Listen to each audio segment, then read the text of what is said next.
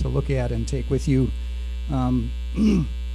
I would like to introduce the officers of the Human Service Student Association who really are responsible for this event. Their idea, and they have done the large majority of the legwork. The president is Angela Kester, right there. Vice President Scott Bowman, right there, who swore he wasn't going to stand up tonight. He will be asking the questions tonight. The secretary, Kim Kruger, where are you, Kim? Right there. Communications Director Randall Cole, right there, and also like you to introduce to you Jack Oliver, the student senator from this campus. I'd also like to thank the Clear Lake Associated students for helping to promote this. We need to, did I forget Jackie? I did. Oh, the treasurer of the Human Services Student Association is Jackie Pruitt. See, I planned that so you get the biggest applause. Yeah. The culinary program, Robert Cabreros and the culinary students have very generously provided us with coffee and snacks, which actually look quite delectable over there, for your enjoyment. The Chamber of Commerce, the City of Clear Lake, has been very helpful in promoting this, so I'd like to thank them and Joey Lewis for helping out on that. Finally, I'd also like to thank, I don't know if he's here or not, but the IT, the technical wizard of the college, John Veray, who helped us get the sound system up and going, and I don't know if John is here, but thank you, John. Appreciate it very much. The candidates that we will be hearing from for supervisorial seat in District 3 for Lake County, 2, I'm sorry, 2. The incumbent is Jeff Smith, immediately here on my right. On his right is City Council member Jerry Spittler, and we thank you for being willing to share your birthday with us. And on the far right is Clear Lake City Council member Joyce Overton. So,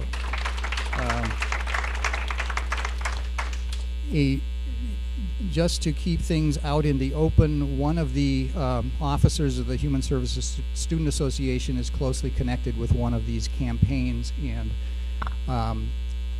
we want to assure you that that individual was excused entirely from the process of determining the questions that have been prepared, the order in which candidates will answer questions, and pretty much the structure of the evening tonight, so that everybody is playing on a flat playing field.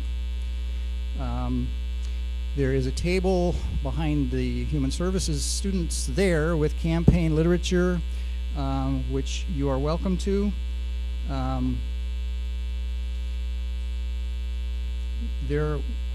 We will start with 3-minute opening statements from each candidate. There are 6 prepared questions that each candidate will be given 2 minutes to respond to.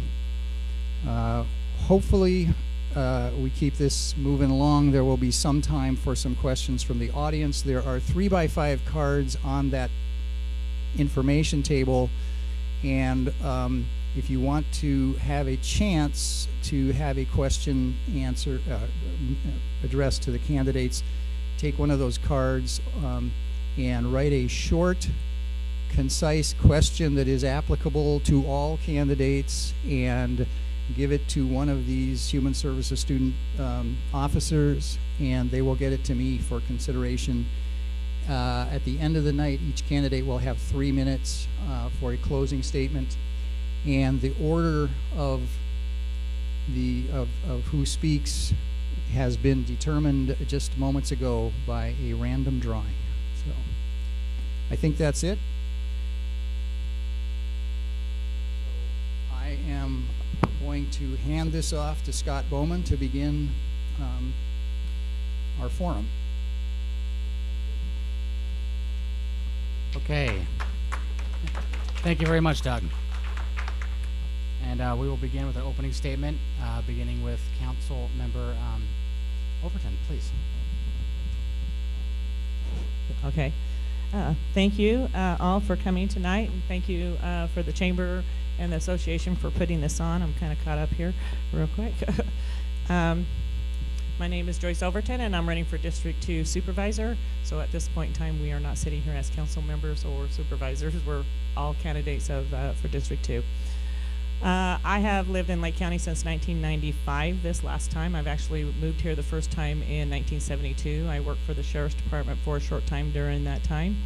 I've moved and came back and moved and came back, and in 95 I decided this is the place I wanted to finish raising my children because of the people and because of the area that it is.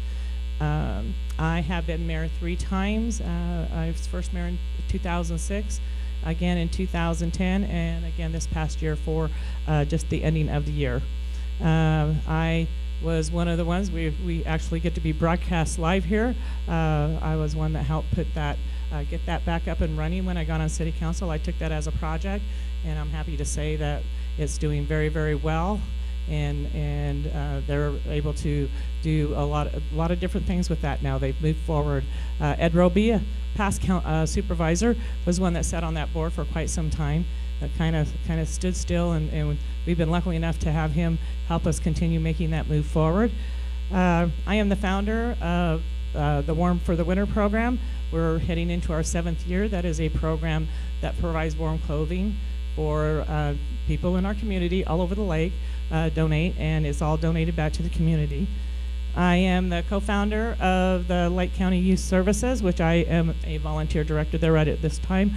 We just opened up our doors on May 1st. Happy to say we have that going now. I'm very proud of that.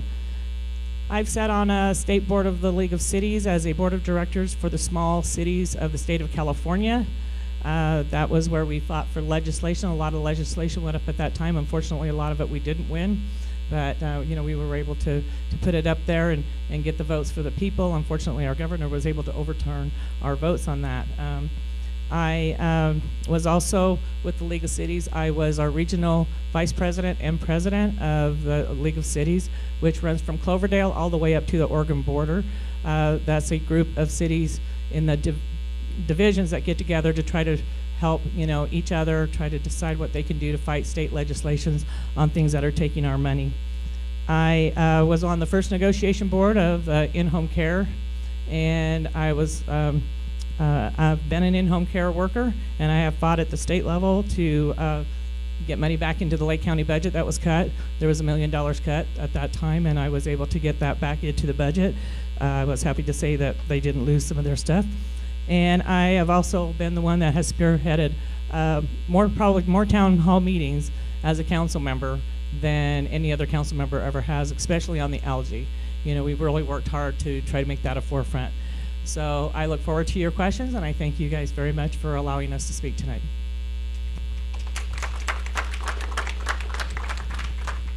Good evening. My name is Jerry Spittler, and also thank you for having us this evening. We really appreciate that. I moved here 30 years ago with my family and fell in love with this place. I'm a progressive Democrat.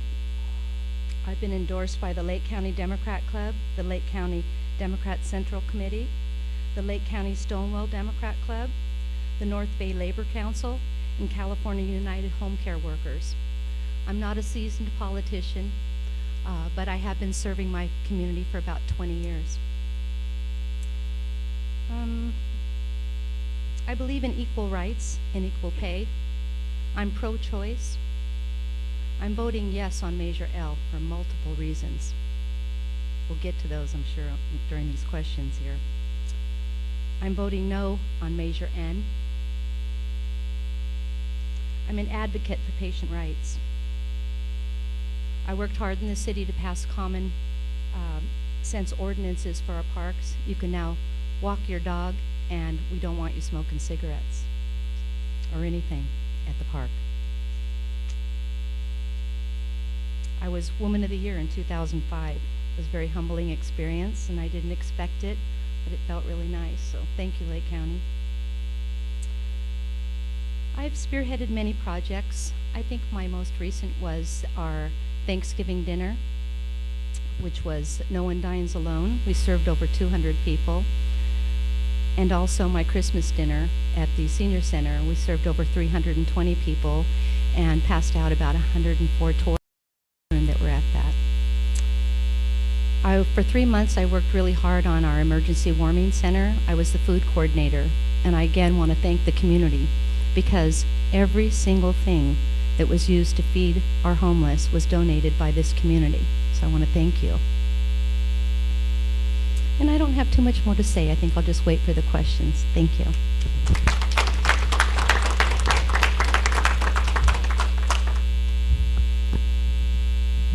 for everybody being here. I wish we had a packed room, and thanks for putting this on because it's something I'm really looking forward to. I've been in Lake County, actually living in Lake County for 38 years.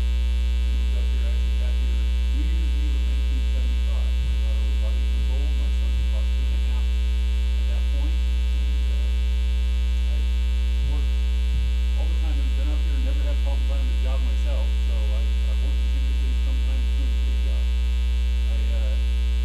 In my private life, as far as business-wise, I owned a JCPenney catalog store here in town, owned that for a number of years, since about 1989. We sold that about 8 years ago, along with that from the beginning. I owned another business called Water Sports and Stuff, which was on Lakeshore Drive in Clear Lake. And we did SU rentals and those type of things, retail sales.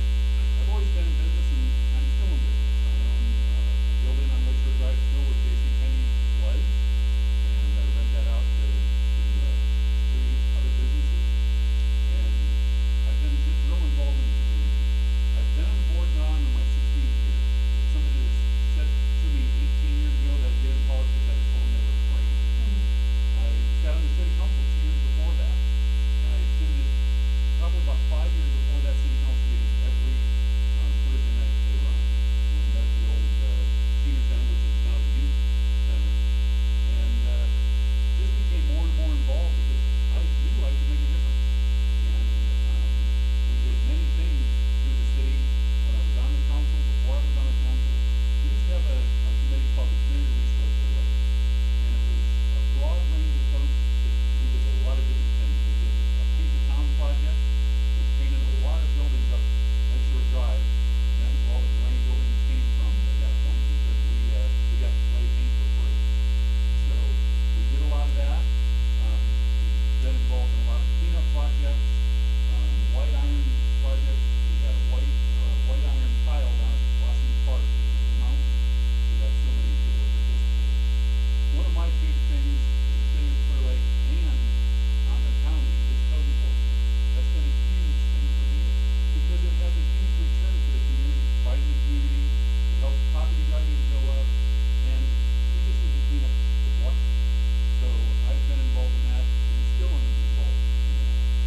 So, serving on the board has been a real pleasure to me. It's been one of those things that is real gratifying 90% of the time, and at 10% of the time, it's one of those things that you just have to, deal with. And I could go on for a couple more minutes, but we'll cut it short and we'll get to the questions. Thank you.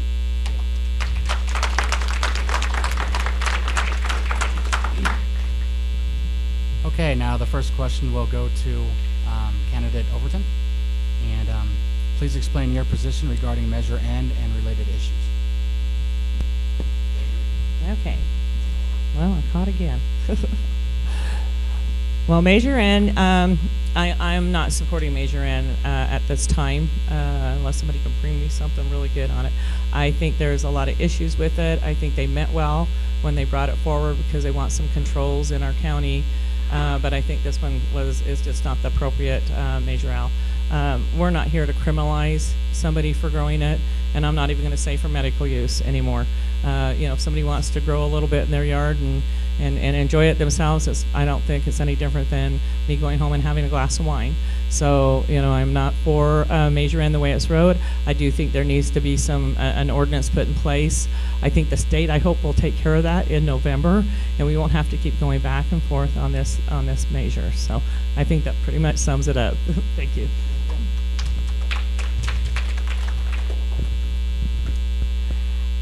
Measure N is not enforceable. That's one of the main reasons I don't support it.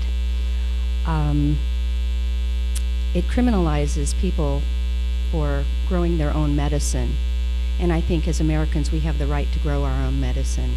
And I'm not talking big commercial grows. I know some people try to portray me as the marijuana queen, and that's far from the truth. But I do believe that you should be able to grow your own medicine. The problem with Measure N also is I serve on a work group with some forestry, and they said in the last couple of years they've noticed a big decline in the grows in the forests. Measure N creates a fiscal inequality and will drive people back into the forest for their grows, and that's what we don't want. The fiscal inequality that I'm speaking about is basically if you're a rich landowner, you can grow your own medicine. But if you're just the average citizen, you won't be allowed to grow your own medicine. And I don't think the government has the right to deny anyone the right to growing their own medicine. So that's why I don't support Measure N. Thank you.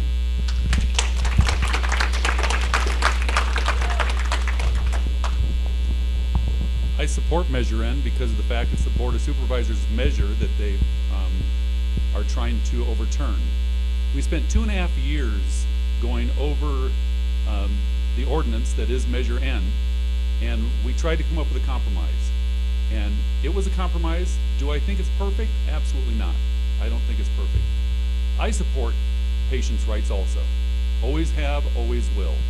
I've got a lot of experience as far as negotiating and look at things and trying to balance it out and come up with something that was right down the middle. I mean, we could have, with the court rulings that have gone through, we could have said no marijuana growing in Lake County, period. We could have said that. We didn't do that. What we're trying to do is we're trying to make it to where the neighbors of somebody that doesn't want the marijuana around can deal with it, to where they don't have to smell it when it comes that time of year when it has the smell it has to it. And we tried to find a balance in the middle. It's called compromise. And that's what we try to do with it. Like I said from the beginning, it's not perfect. But it was a starting point where we have something on the books.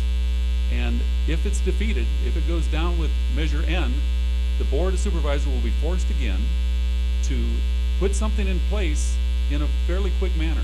Because the interim ordinance that is being enforced right now expires, I think it's July 6th, if I'm not mistaken, somewhere right in that area. So when that goes away, that interim ordinance, it's the wild, wild west again. We aren't going to let that happen. So I support it, and I support it so we can, if it passes and it stays in effect, so we can go in and try to make it a better ordinance and do things that needs to be done with it. So like I said, I'm a supporter of medical marijuana. I've seen it work for folks, and I'm a real believer it can work for folks.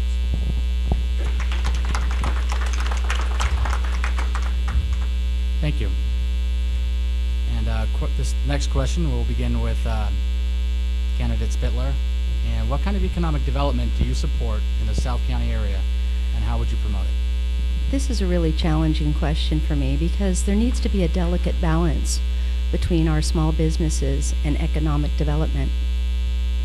We haven't had any development really in District 2 to speak of, and our business district is suffering severely due to, I think, poor management of our redevelopment monies when we did have it.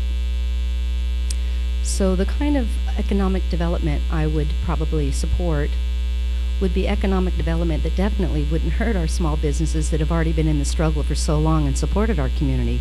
Without them, we wouldn't have anything going into the municipal fund. So this is a challenging question for me. I know we need more shopping. We all desire it. But again, there has to be a delicate balance so we don't put any small businesses out of business. I would support things like trade schools that does create jobs and that would teach our children how to reconstruct their city.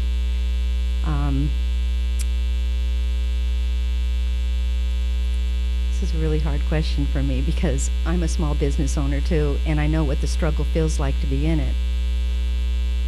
So I wouldn't want to do any development at this time that would really damage our businesses already in the struggle. I know we need more shopping, but there has to be a delicate balance. Thank you.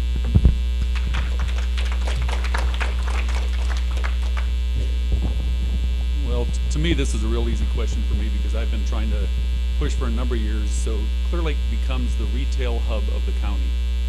We're located in such a way that we would draw from the entire county.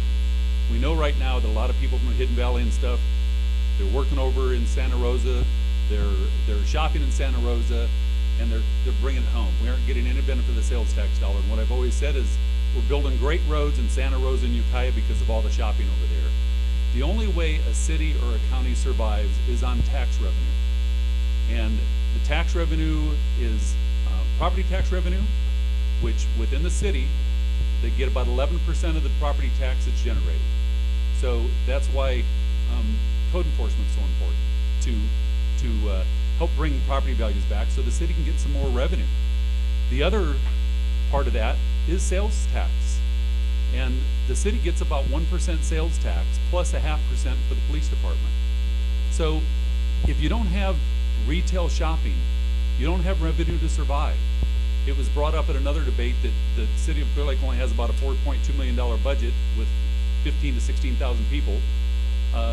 Lakeport has $6.2 million budget with 5,000 people because they have more retail sales over there. That's why they have a larger budget with a third the population. So unless we start really pursuing a retail development at the airport property, that's what it was bought for originally, is to have a retail development there. So that's the only thing that I can see that will save the city. And if we don't do it within the boundaries of the city of Clear Lake, it's going to happen in Lower Lake, or it's going to happen over by the Y, and it's going to happen in Lakeport. And if we let that happen, we need to kick ourselves in the tail because we have the chance to do it right here. And actually, there could have been a shopping center open right there, right now, if some things were a little bit different a few years ago.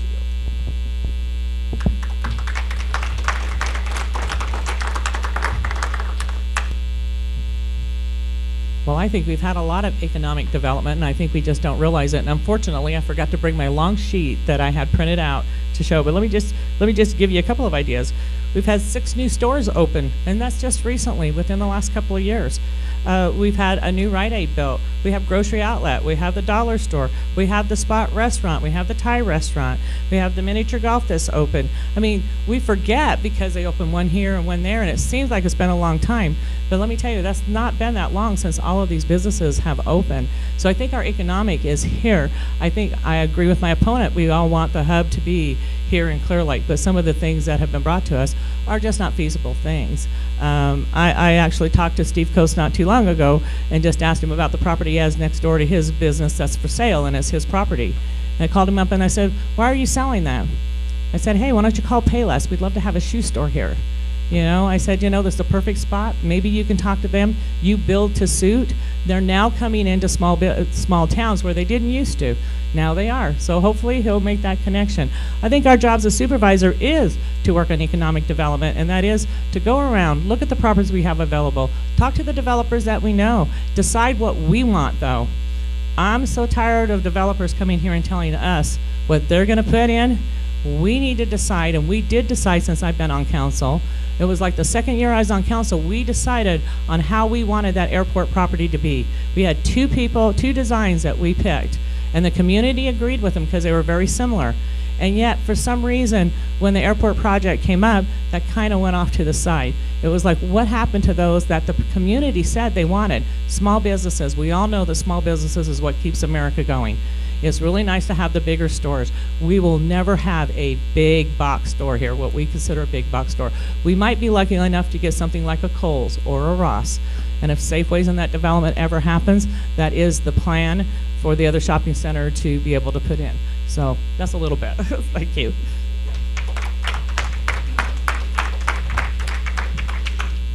All right, and with question 3, we'll start with candidate Smith.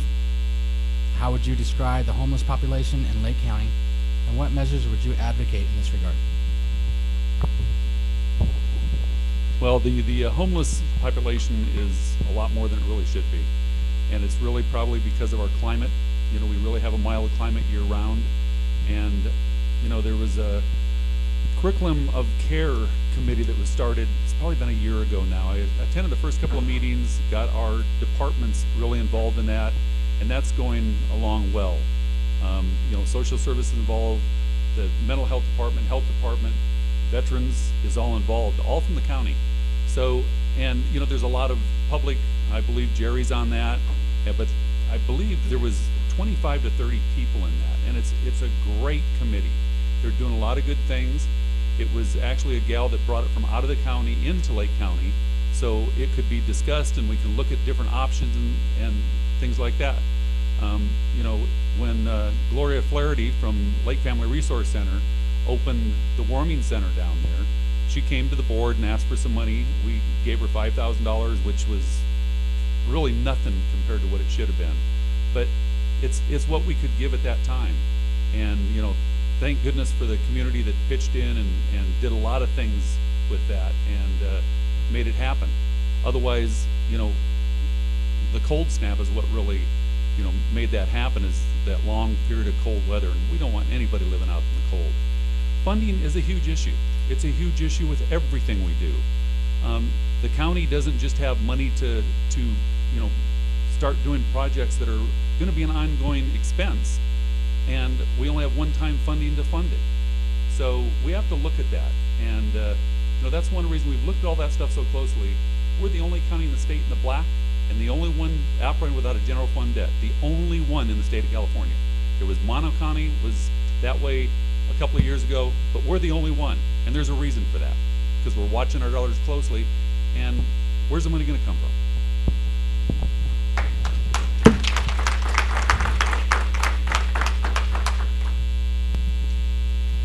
Well, the homeless is something that's real passionate to me. I used to try to do it all myself, but then finally one day I said I can't do this anymore because I couldn't afford it. You see these people out here with, when winter comes, that they only have sandals and their feet are freezing, and you know, and they're obviously, they have problems. That's why they're homeless.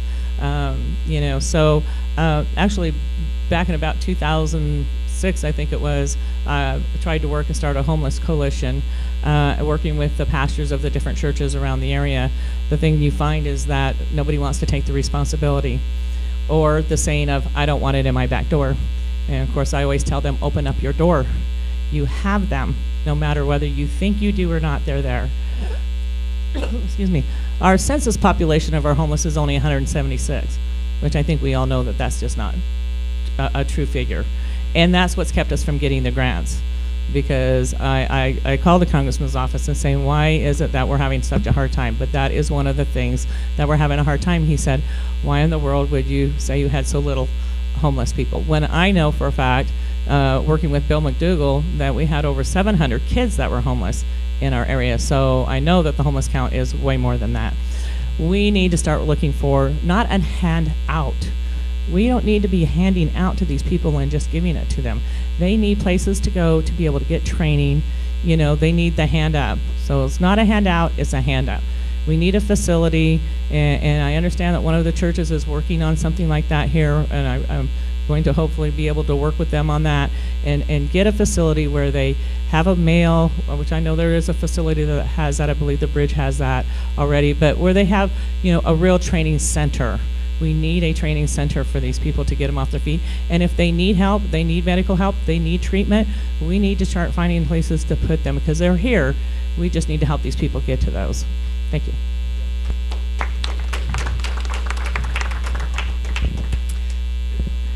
Jeff is right. I've been serving on the curriculum of care for about 2.5 years.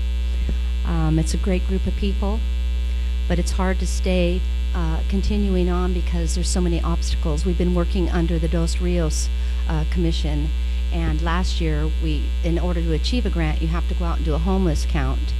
And so we did complete our homeless count last year, and we had our grant turned in, but the Dos Rios failed us and didn't turn their grant in time, or we would have had a grant. There's been a grant available for about 7 years. It's a little over $100,000 a year. So we were very disappointed after all that work to lose that granting due to the umbrella that we were working under failing to turn it in on time. We're hoping we get a little better this year. We're connecting with Mendocino County. It's currently the closest homeless shelter to Lake County, and working under their umbrella and trying to achieve that grant. That grant won't provide a homeless shelter. It'll basically help with a day check-in, and from there we'll keep moving. I did work for 3 months at the Emergency Warming Center this year.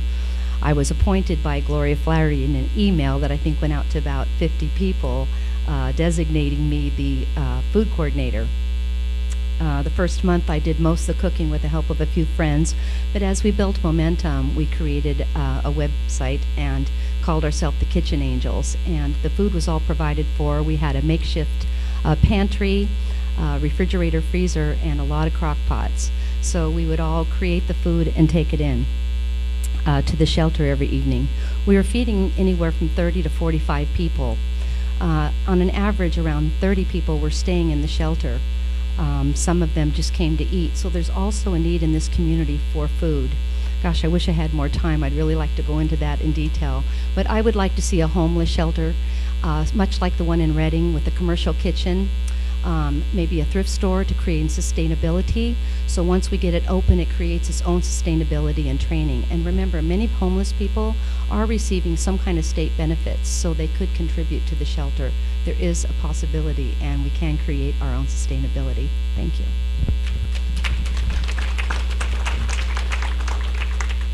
All right, once again, the next question will begin with candidate Overton. If you are elected, what would be your top 3 priorities, and what proposals do you have to address them? Okay, well, the first one I think is social issues, and social issues covers a lot of things because we have a lot of problems in that social issue, from homeless, VA housing, trying to get people into rehabs and stuff. If we help create that and help move these people to the places where they need to get their care, that we won't see these homeless people out here, we won't see these panhandlers. If we can create a homeless shelter where people who are in emergency needs have a place to stay until we get them on their feet and out. That's why I say it's a handout, not a handout. I'm not here to give somebody money because they want to go buy themselves some beer. That's not what we're here for. Economics is the next one. Of course, we've talked about that. I still believe that this airport property we can develop. We still have developers that are interested in developing here, and our administrators are actually working with that. Everything takes time. The thing about redevelopment or economic development is it does take time to see. Like I said, things go slow, so you don't, just what little I've read off, you didn't notice, you don't really think about those as economic development, but they are. They're small businesses growing.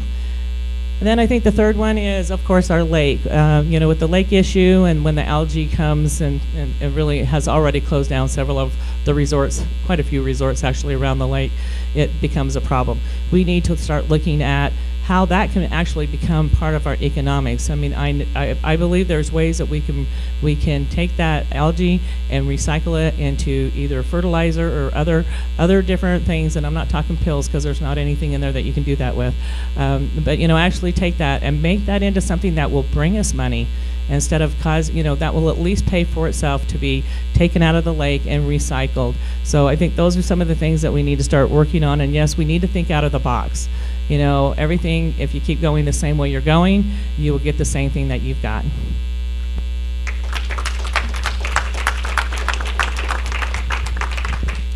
My top priority would be a healthy lake, because I think as the quality of the lake has declined, we've noticed everything else declining in Lake County.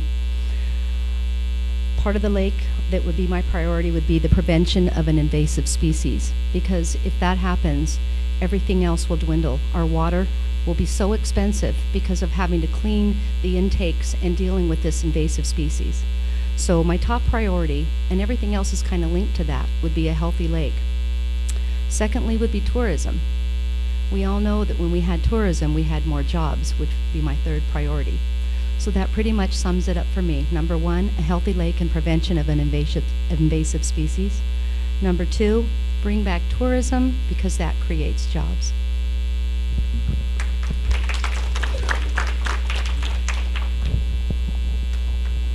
Well, my number one priority has always been the lake.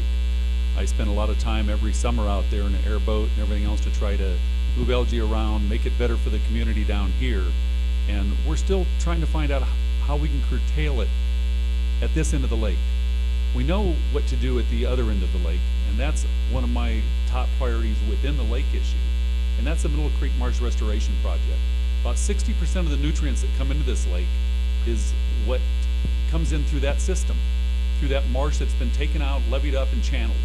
We need to turn that back into a marsh. We've spent about $15 million so far since I've been in office buying up land and getting people out of harm's way, because those levees are substandard and they could break at any time and just flood people out. So we've made it a priority and gotten a lot of grant money to do that. So that goes into the lake issue also. That's the key to cleaning this lake up, and we've been working on it for a long time. Measure L is really important to all of us. Whether you want to believe it or not, the passage of Measure L will help us on so many fronts, along with matching funds that we need to get more money to work on the lake. My other priority, and it's always been my priority, is to get more county jobs and more county services at this end of the lake. And we've done a pretty good job at that over the years. While Ed was on the board, he helped with that down here too, because Ed loves this community, because he was on the city council here, the first city council. And you know, we've got the social service building down here that has a lot of jobs just outside of city limits. We've got other city jobs here. The health center over here, it was just the health department just right across from the college over here, which is now the mental health facility, which they're going to expand. And that's going to be more jobs there. We've got probation that has moved into the city of Clear Lake, which I pushed for a long time. They wanted to go to Lower Lake. Lower Lake didn't want them there. I welcomed them here with open arms. So more services, more jobs, and the retail hub of the county still needs to be here. That's my other priority.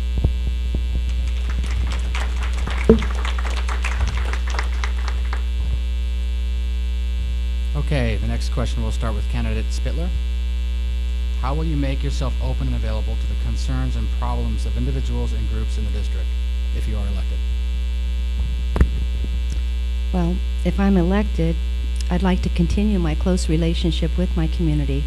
I've been in business for 20 years on the corner of Lakeshore and Mullen.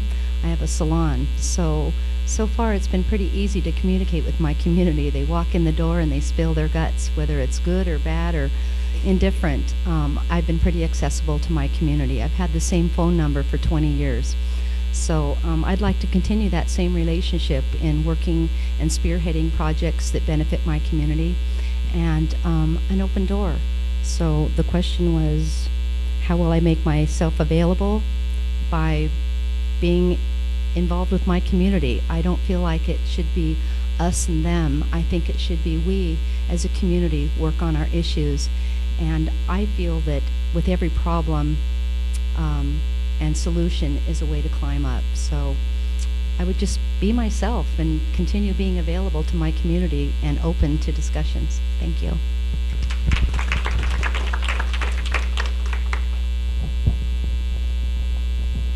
Really, from the time I was on the city council and now on the board of supervisors, I've always been open and available. My office is my car, and I go to Lakeport for the meetings I have to attend.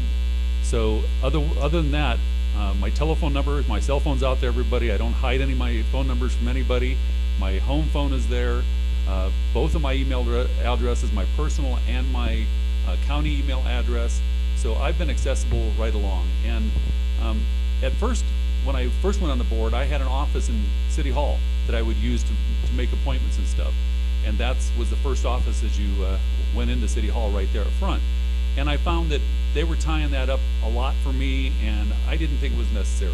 If somebody calls, I'll either go to their home, I'll go to their business, I'll go wherever they need me to go meet with them.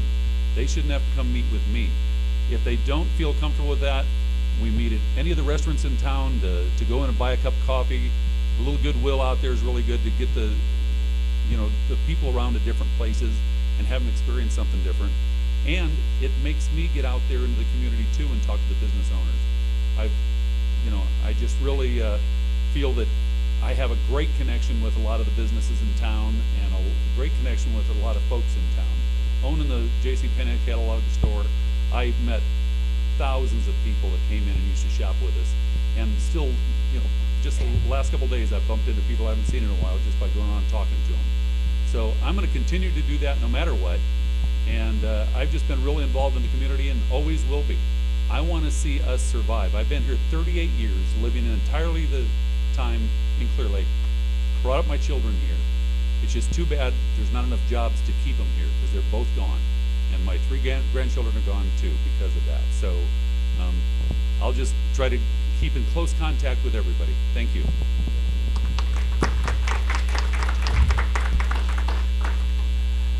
Well, I will continue to do just exactly what I do now when I'm elected as supervisor, with a little twist on it. I do plan on having an office somewhere where we can have little get-togethers, whether it's communities, because one thing I find out, and I'm kind of getting that a lot now with the marijuana grows starting, is that, where they can come and they can sit and be comfortable, not in a public place, but more in a private place where they can say what they want to say without everybody hearing it. I think sometimes confidentiality between our constituents is pretty important. So I do plan on having an office here in town where we can have get-togethers. We can have once a month, just come back, kick back, have a cup of coffee, tell me what you're thinking, because most constituents in a more casual atmosphere will tell you more than what they will at a meeting. And so, my thing is to, one, continue with all the different nonprofits that I work with, working with the kids, sitting on the boards that I sit on. But, and my phone number's been out there forever. My email's been out there forever. When the city wanted us to change the emails, I said, no way, I'm not going to do that. I said, it's been out there for so long that it would just be impossible for the people to be able to reach me when they need to reach me. So I think I will continue to do that as your supervisor and add a little twist to it and a little more space there, a little more privacy for you.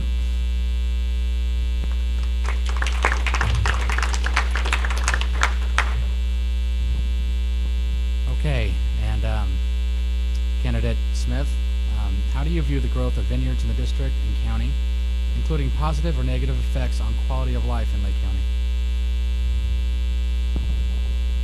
Well, the vineyards, believe it or not, is a big business, and it does create a lot of jobs. The vineyard growth, we've always looked at it as ways to bring new people in. You talk about visitors. You go down the Napa Valley, you see how busy the Napa Valley is with people visiting the wineries, and that's a year-round attraction. So to me, it's an attraction for the county.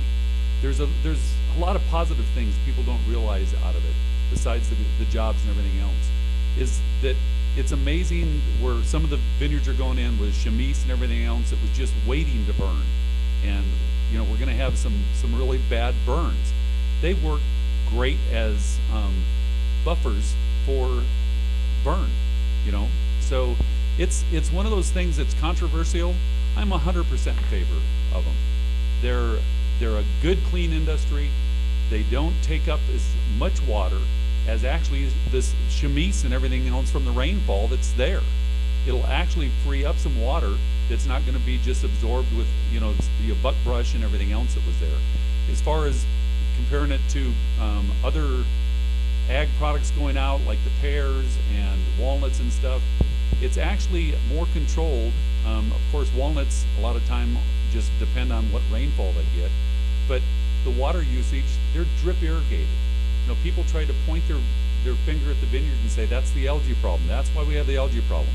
They don't want to waste any water up there. They don't want to waste any of the things they have to put on the grapes to let it run downhill. That's why they drip irrigate right at the plant itself. So I think it's one of the things that's going to keep the tourist industry coming to Lake County. And it's the vineyards, just a few short years ago, we only had 3. Now we've got 32. So it's been good for counties around us. I welcome it.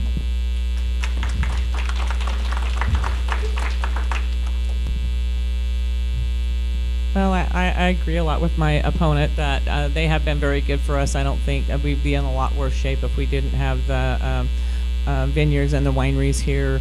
Economically, it would we'd be in more devastation than what we are. You know, I sat on the stormwater board where I always had the controversy of the wineries putting, you know, chemicals in the grounds, and the pH levels were going up in the lake. And to be honest with you, I mean, while I sat on that board, I mean, different things during different times of the year, your levels go up when they do the TMDL monitoring. But the reality is it's no more, you know, than what it was before. So they're not harming us like people think they are. But they have created a lot of jobs, and I think that we need to lean towards, you know, bringing up. We actually have better wine than Napa County, and I don't think a lot of people realize we have some world-renowned wineries here that have won some tremendous awards, and we don't market ourselves enough on that. I think we need to start really kicking in and marketing that. And they bring, like I said, they bring the jobs that are here are because of the wineries. So I am definitely for promoting them, hopefully helping them have some ideas of them helping our city, and making some connections to where some of that funding actually comes into our town. You know, we've talked about doing the visiting center, and I hope with the visiting center we'd have wine tasting, you know, there for the different wineries, and promote them to come here, taste their wines, hopefully have a little walkway there where they can kick back, have a picnic, you know, and that's something that we hope will come down the line very soon. You know, hope that's not, you know, years down the line, but as government is, they took our property, now we're having to fight to get it back. So, but yes, I am definitely for the wineries, as I feel like they've been really great for our economy. Thank you. Well, you can always count on me to go against the status quo. I don't know very many people that work at wineries, especially in my district, so I don't see where it's creating all these jobs, because the people in my district don't have jobs. As a matter of fact, Lake County has a huge problem with unemployment. I also have a deep concern about the erosion. We're planting these grapes on hillsides, and two of the probably the most gross offenders of erosion and pollution are right here in my district, in District 2. One of them is the Delta Breeze. It's built on a hillside, and I can show you pictures of ruts where the water is running down and it's depositing right into Burns Valley Creek, which is a huge offender and a pollutant into the lake, because there's a lot of phosphorus in the dirt here. There's also the one at the end of 53 in my district that's causing some severe problems with the Burns Valley Creek. Yes, these are vineyards. So I don't see the vineyards as creating all this employment. And as a matter of fact, I'm a motorcyclist, and I've lived here 30 years. And it's one of the reasons I moved here, because you can't get a more beautiful place than Lake County if you're a motorcyclist. But when I ride through the vineyards, there's a smell of chemicals that sickens me. There's no birds flying, there's no mice, there's no rabbits. I have a deep concern because they use a lot of herbicides. It's true they don't use a lot of nutrients or fertilizers, but they use a lot of herbicides.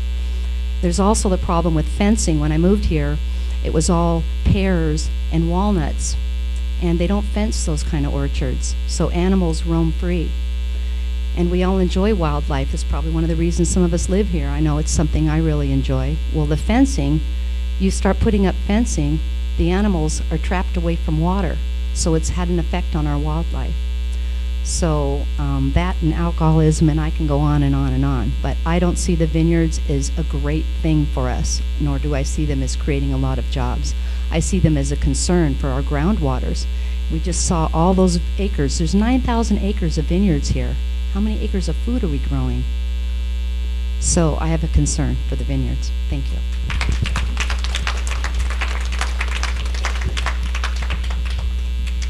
Well, that brings us to an end of all of our pre-generated questions. We do have some that have come from the audience. And we will continue to go in a rotating format, starting with candidate Overton. What can we do to implement alcohol and drug recovery programs within the city of Clear Lake?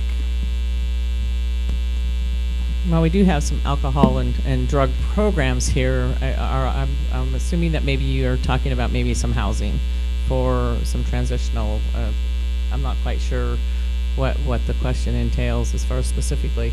Does somebody want to add to that? Well, I think Rehab centers. Okay, so basically a rehab. Well, I am definitely all for helping people get back on the right track. I do think that we need a rehab center here. That's basically, rehab centers normally consist of transitional housing because they're normally in a space, whether they're living with family or friends or on the streets. They're living in a place, and they need to have a place where, my dream idea of a transitional housing for drug and rehab is not just for the person who has the problem, but their whole family. When I first moved here, there was a beautiful place on 175 that I wanted to turn. It was a lot of acreage there. My dream was to have a men's center, a women's center, and a family center. Grow our own food. There was a lot of acreage there. We could grow our own food and everything. But unfortunately, at that time, it wasn't a real popular thing anybody wanted to talk about. So my hope is that would be something that we could continue on, because it's not just the addict that needs to recover. It's the whole family that needs to recover. And we need to start looking at these things as not just an individual going into a 30-day program or a 60-day program, going to a day program. We need to look at a whole family situation, getting these people back on the street, getting their families to deal with and forgive, and helping these people move forward to a better tomorrow.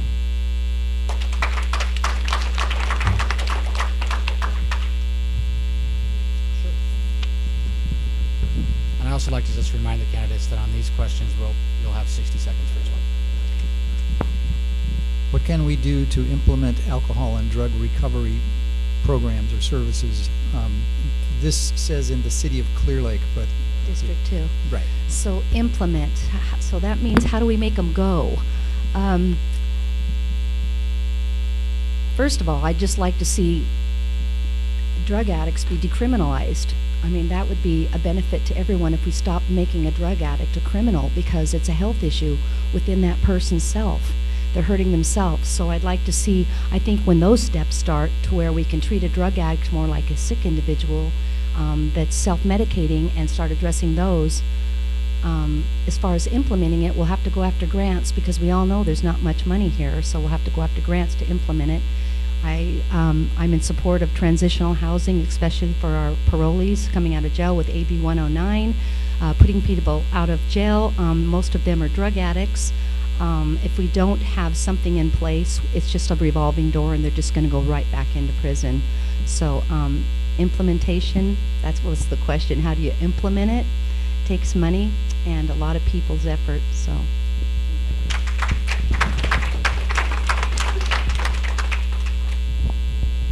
Some of the new jobs that I talked about in the city of Clear Lake are going to be right here, and they are right here.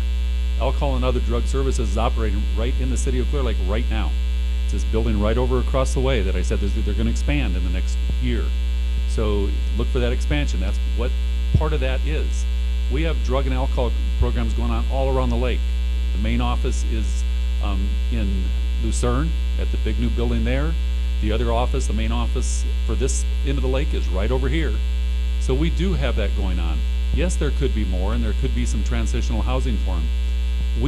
We have a lot of those services. A lot of people aren't taking advantage of them. We are going into the jail and trying to help folks in jail to recover and lead a better life when they get out. A lot of those programs are happening. A lot of people don't know they're happening, but they are. So that's one thing that I really push for, to make sure that we have those services we need here. The city of Clear Lake requires more services than any other district. District 2 requires more services than any other district in the county, and we're fulfilling them.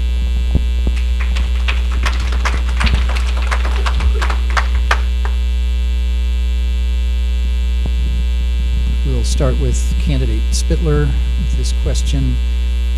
As a county supervisor, would you be willing to work with a private nonprofit to create a skill center? And I'm going to surmise that this is related to problems of homelessness or poverty or... I would work with a nonprofit, a profit, anything else that would like to come on board and create skill centers. The curriculum at school for a lot of kids is really hard these days, because we've eliminated all the hands-on, like homemaking or sewing or metal shop. So a lot of kids drop out of school. You know, when you have to do the math to graduate, it becomes really hard because some kids are really challenged in that way.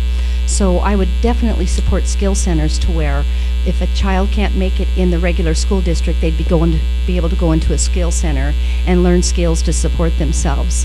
Too often I see kids in our neighborhoods walking along without any hope, and they just look like they're looking for trouble, and it's during the hours that they should be in school. So I would do everything I could to work with the nonprofits or anyone else in the community that would like to begin creating a skill center for our community. Thank you.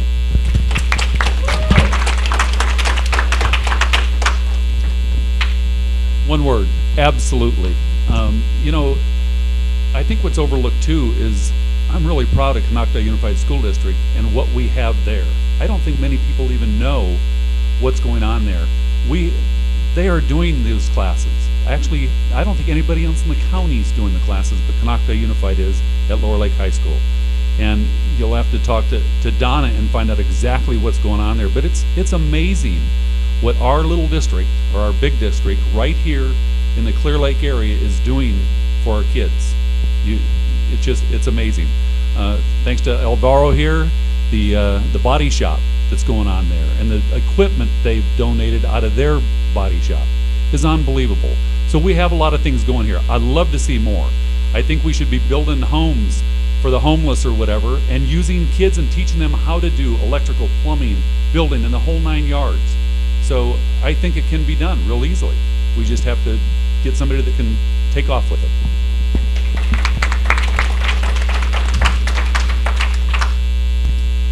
Well, I'm trying to do that right now. We're trying to do a skill center that would help. One of the first things we wanted to do was to actually do solar energy, because that's becoming a very big thing. Teach them how to do solar panels and heating and air conditioning units, because there's people that we have that have the technique that can train them. And that's what we're trying to work with the city and the city council on, hoping we would be able to get a building to start something like that. That would be one step for training. Those trainings would probably change over the years as we move forward and get people that can have technology, and hopefully we open up other ones, you know, throughout. It'd be great to have, because probably only 10% of our kids that go to school go to college.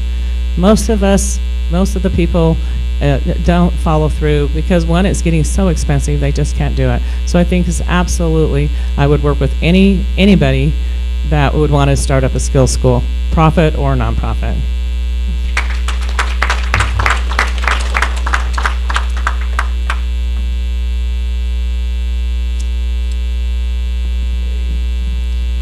The next question will begin with candidate Smith. Why doesn't the county use local contractors for roads and other construction projects? There's certain laws in the bidding process that you have to adhere to. And it frustrates me a lot of times that a lot of our local contractors, sometimes when we have 5 bids come in, they're the highest bid. And we do a preference. It's a 5% preference. If they're 5% higher, we can still hire them. But we can't go above that. And certain road projects that are funded by the federal government or the state, we can't do anything but follow their rules and regulations. I just wish that, you know, we could do a lot more than what we do. There's some great contractors here, and that way it really keeps the jobs local. We've bent over backwards to try to make it to where they can do it. We just can't tell them what to bid, you know. So it would please me more than anything else is that all we had was local contractors that we could put to work, because when they're working, our community's working, the folks in our community are working. But there's laws we have to live by, and we don't have a choice.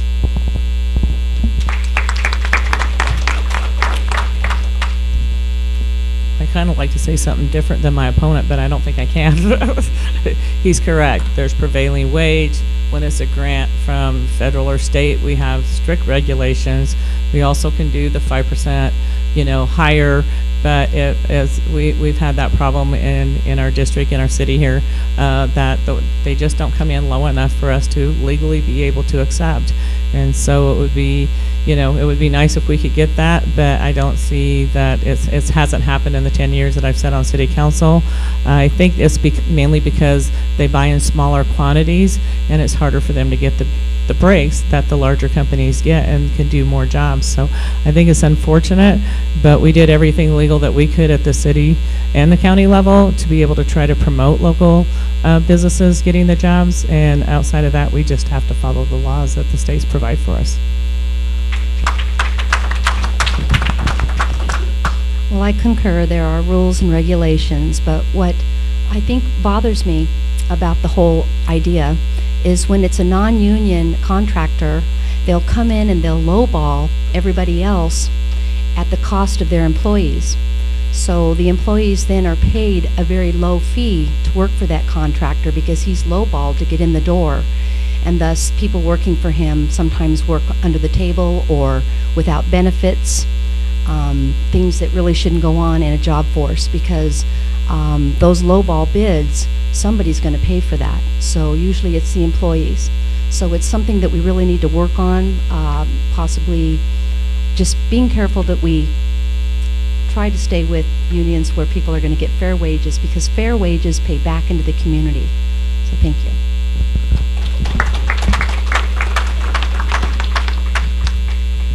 We'll begin with candidate Overton.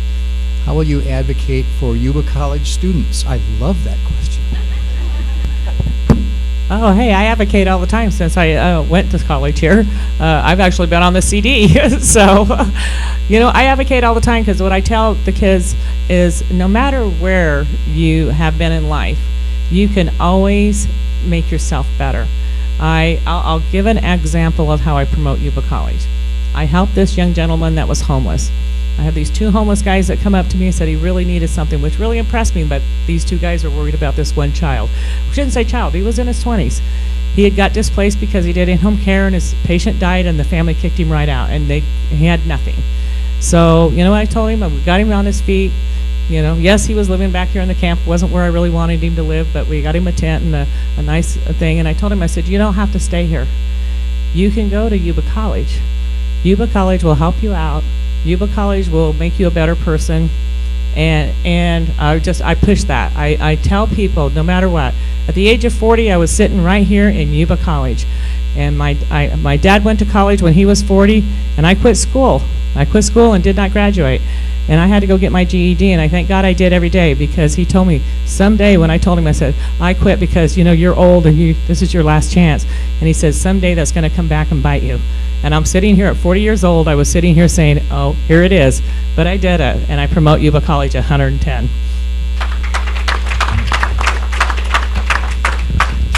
Well, I'm just really grateful that we have this college here in District 2. It not only serves adults and young people that are leaving the high school, but I know my granddaughter had to achieve extra credits to graduate, and she did it right here at Yuba College. So a lot of people don't realize that this college is actually servicing even high school students. I'd be advocating any way I could. I know that I'm in Surreptitiveness International of Clear Lake, and just the other day we had our program meeting at your cafe, which that's another blessing into this community. That is an amazing cafe. The food is excellent. So I think advocating just by trying to use the campus whenever possible for nonprofits or any kind of function that would introduce people to the campus that haven't already been on it. So I would be advocating any chance I get. Thank you.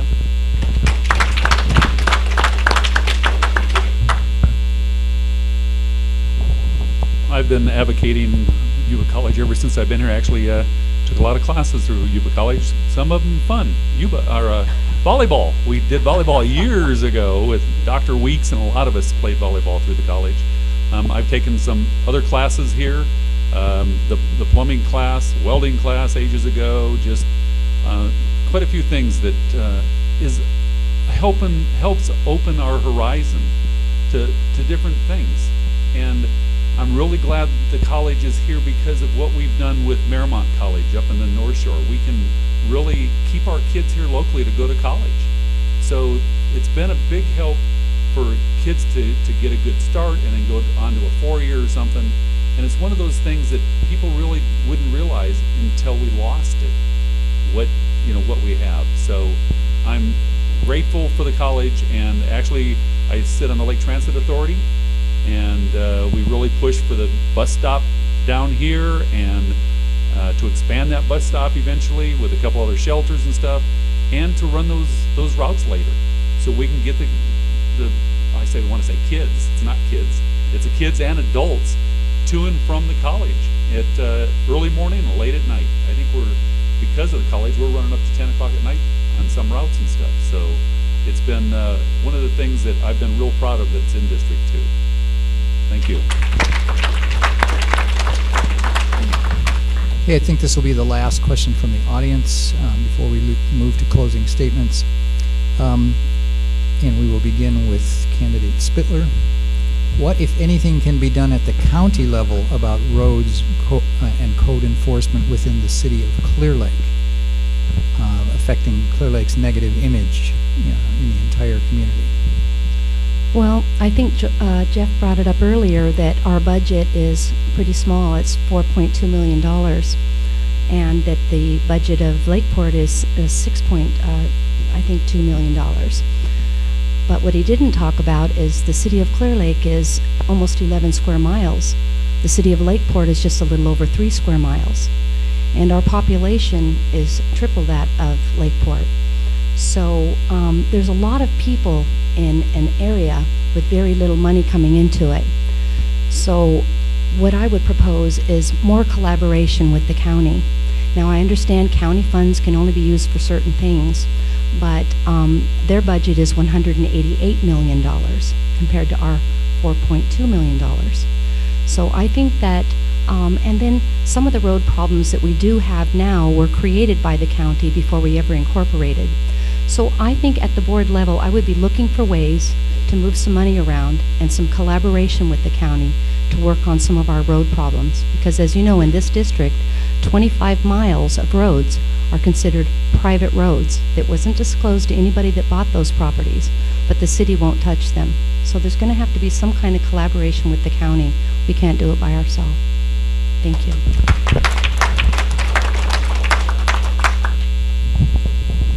Well, that was a real easy answer, and it's not easy, because we get that gas tax money from the state that we pay at the pump, and you'd think we could use a lot more of it.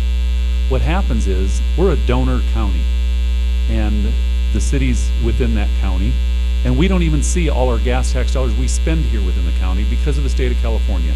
It goes to mass transit and larger cities and everything else because we're such a rural area. You cannot take county road money and spend it in the city of Clear Lake. It's illegal. You can't take city of Clear Lake road money and spend it in the county. It's illegal. So it's not just move some money around. It's impossible to do it that way. When the city was incorporated, a lot of people said it was incorporated so we could get our roads fixed. That was never the fact. Actually, Ed Roby was part of that years ago, and you know, it's one of those things. It's the way it is, and unless we do something like Measure H, which over 62% of the people last year voted in favor of Measure H to help fix our roads, it was a sales tax measure. But it's the only way we're going to do it. The only way the county gets its roads fixed has been through assessment districts, and drive around some of our county roads. They are no better condition in a lot of places than the city roads. I could go a half hour on that topic alone. Do a video. Well, and my opponent's right about the legalize, how you can legally use the money between counties and cities. What we can do, though, is there's nothing that says that we can't help each other. There's nothing that says that we can't help each other with staffing. There's nothing that says we can't help each other with equipment. You know, if they have something that we can use, we can utilize that. And I'm not saying that the county wouldn't do it. I just think that there's not the collaboration there to make sure that we have projects going, you know, where we can utilize the different equipments. So it's not necessarily the money that we can use and utilize, but there is definitely other ways that we can collaborate. And I think there does need to be some more collaboration. We've always had this separation of Clear Lake, Lakeport. that's changing. You know, we've got our administrators are working together, our school district supervisors are working together, superintendents are working together, you know, so everybody's starting to finally come together.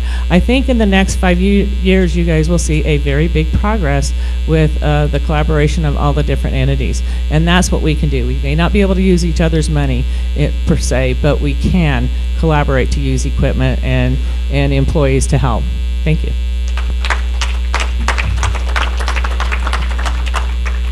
Okay, at this time, we'll give each of the candidates 3 minutes for a closing statement, and we will go in reverse, starting with candidate Smith, and then Spittler, and then Overton. Thank you so much. Well, I guess I could really use this 3 minutes to correct some of the misnomers. If equipment and personnel are paid with road tax money, you're not supposed to share them either. I could go, I've got a whole list here of things that just can't happen. We do it anyway. And I would wish that the council members would talk to their public works director and find out how much we do it. The parking lot at Highlands Park was done all with county crews. And it was done because they wanted to try a new enzyme in the ground to see how it lasted. So we're doing everything they say we're not doing. And we have been for years. And we just tell them, we don't want to know about it. You do it, help each other out. There's equipment that goes back and forth all the time. You know, there's a lot of things that have been brought up tonight, and I don't need this. We talk about marijuana. We talk about homeless. In my job, we have 25 departments. We have thousands of things that are going on all the time. What we discussed here tonight is such a little bitty piece of actually what the county does, but it's the things that have risen to the top. And we spend a lot of time on things that are just a little bit important. But everybody out there is important, and everybody has a different issue. The county, as a county supervisor, dealing with sewage issues, water issues, our landfill, just on and on. Ag. By the way, we got the cleanest air in the nation again today. Cleanest air in the nation. Air quality control. We have all these departments, and what we've discussed tonight is 1% of what we're doing as a county and a county supervisor. You know, it's been brought up that why doesn't the county do more for the city of Clear Lake? When the city incorporated, it incorporated by a vote of the people. The county did not say, here, you're going to take this piece of property. They drew lines, they had big public meetings, and it was the vote of the people that incorporated the city of Clear Lake. And unless the city can step up and bring something in here that's going to make them money, it's up to them as a city council members to do those things they're talking about that they think I should be doing. We're doing a lot of that stuff in the county. We have been for ages, and we have different departments. Yeah, we have a huge budget. Out of the $188 million, about $104 million we can use outside the services of the county alone. That other 80-some million, 84 million, can only be used for things within the county. Social services alone is about $14 million going into the city limits of Clear Lake. And I could go on and on. I've got a list here of the things that actually go into the city of Clear Lake. We actually, 5 districts, we should get 20% of that money. We have 23% of the population. The city of Clear Lake is getting almost $30 million within the city limits in services and things that staffing. So, you know, we're getting more than our fair share, 30 to 36% of it.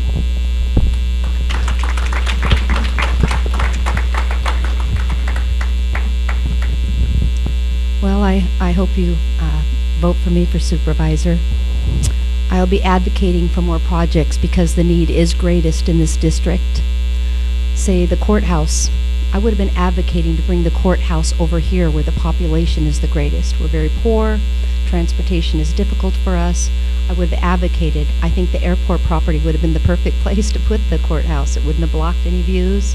It would have created jobs for this community. That's something I would have fought to bring over here. even the main building for behavioral health.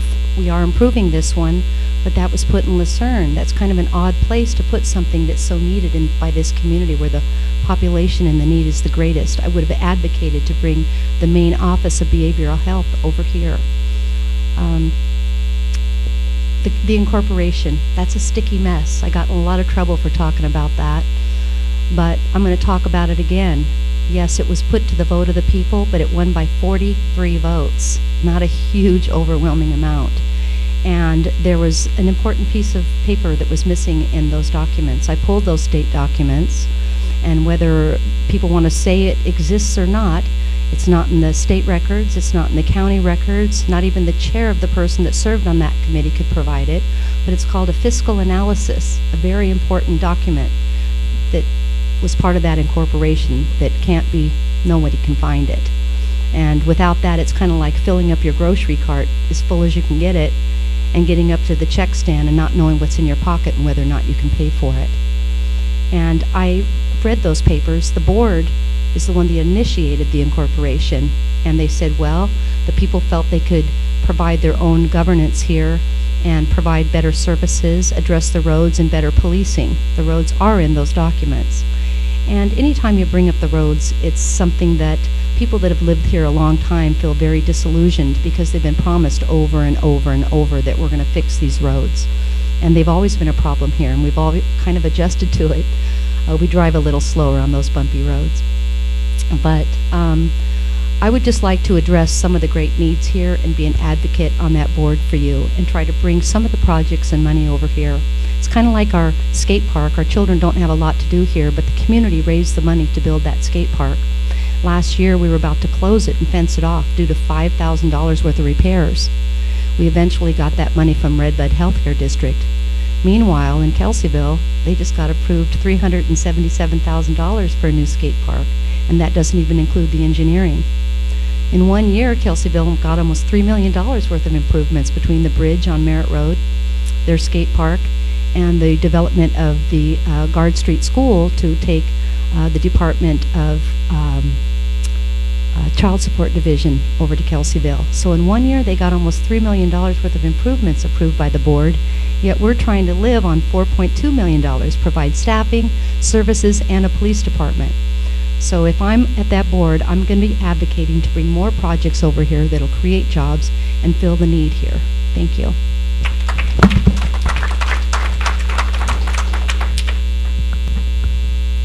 Okay, well, I get to contradict my opponent now. The gas tax isn't the only tax we get at the county, so there are lots of collaboratives that we can use, whether it's just on the roads or not. There's equipment. There is partnering to use facilities. There's partnering to use employees. Sometimes you have employees such as planners that, especially at slow times, they're not being utilized. There's no reason why we couldn't be sharing, and I'm not just saying the county, but also with the city. And those are things I've actually talked to the administrators, and they are talking about doing things like that. So that is moving on. One of the things we haven't talked about that I think is very important, and that's our juvenile justice system.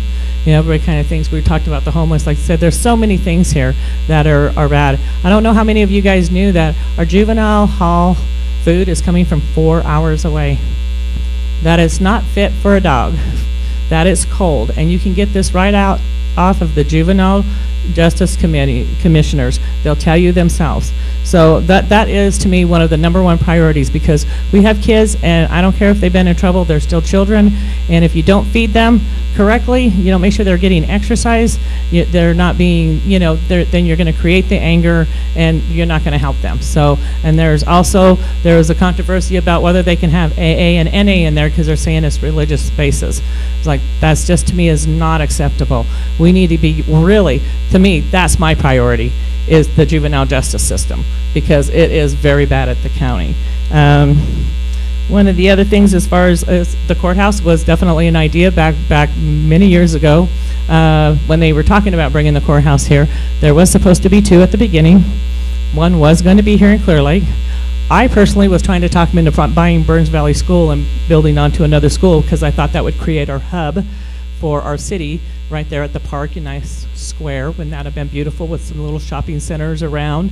But unfortunately, the market crashed.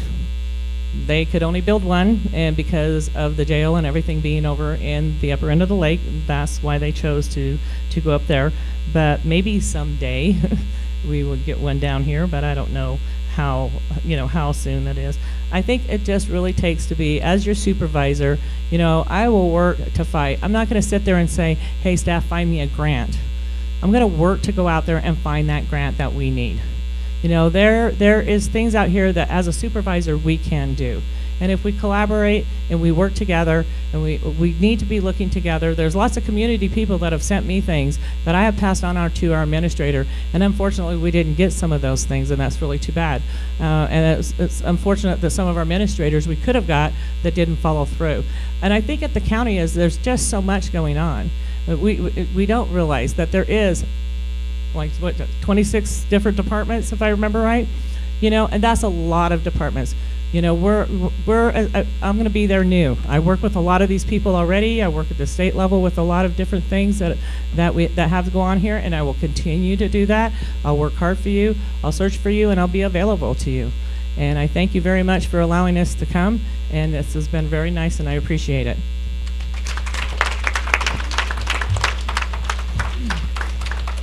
I want to thank all three candidates for showing up and giving us the benefit of your insights and ideas.